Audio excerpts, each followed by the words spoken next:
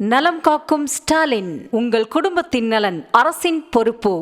கோவை மாவட்டம் ஆனைமலை அடுத்த ஆழியார் அணையின் நீர்மட்டம் 119.10 அடியை எட்டிய நிலையில் வினாடிக்கு 1720 கன அடி நீர் 3 மதகுகள் வழியாக வெளியேற்றப்படுவதால் அபாய ஒலி எழுப்பப்பட்டு எச்சரிக்கை விடுக்கப்பட்டுள்ளது.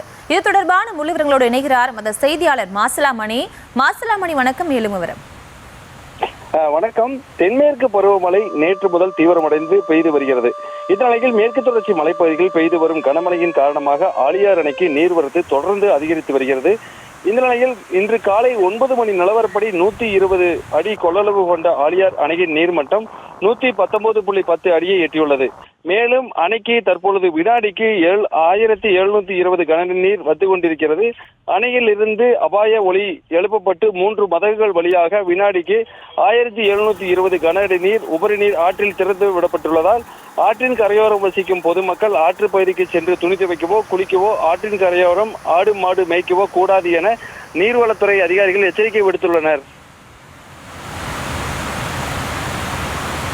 விவரங்களுக்கு நன்றி மாசிலாமணி. நலம் காக்கும் ஸ்டாலின், உங்கள் குடும்பத்தின் நலன் அரசின் பொறுப்பு.